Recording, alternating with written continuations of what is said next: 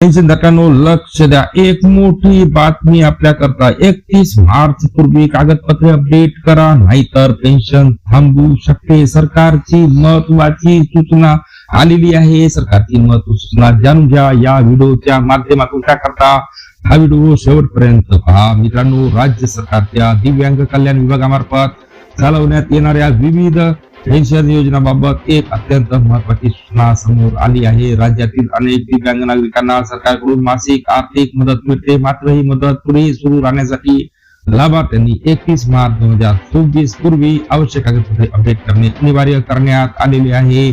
तहसील कार्यालयाकडून याबाबत वारंवार आवाहन करण्यात येत असून वेळेत कागदपत्रे न जमा केल्यास संबंधित लाभार्थ्यांची मासिक पेन्शन थांबवली जाऊ शकते, अशी माहिती प्रशासनाकडून देण्यात आली आहे. त्यामुळे या नागरिकांनी सरकारी पेन्शन मिळते त्यांनी ही प्रक्रिया लवकरात लवकर पूर्ण करणे गरजेचे आहे. कोणत्या योजनांच्या लाभार्थ्यांसाठी ही सूचना लागू आहे पहा. राज्य सरकारच्या खालील पेन्शन योजनेचा लाभ घेणाऱ्या दिव्यांग नागरिकांनी तातडीने कागदपत्रे अपडेट करणे आवश्यक आहे. त्यामध्ये संजय गांधी निराधार अनुदान योजना, श्रावण बाळ सेवा राज्य निवृत्ती वेतन योजना, इंदिरा गांधी राष्ट्रीय दिव्यांग निवृत्ती वेतन योजना या योजनांद्वारे हजारो दिव्यांग नागरिकांना दरमहा आर्थिक मदत दिली जाते. त्यामुळे लाभार्थ्यांनी नियमांचे पालन करणे अत्यंत आवश्यक आहे.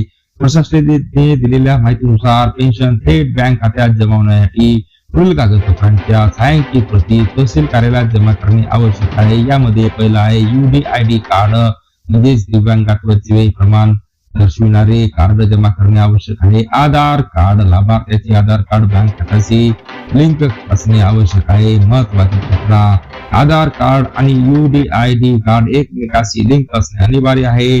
शासनाच्या नवीन नियमानुसार आता सर्व योजनांचे पैसे DBT पद्धतीने थेट लाभार्थ्यांच्या बँक खात्यात जमा केले जातात.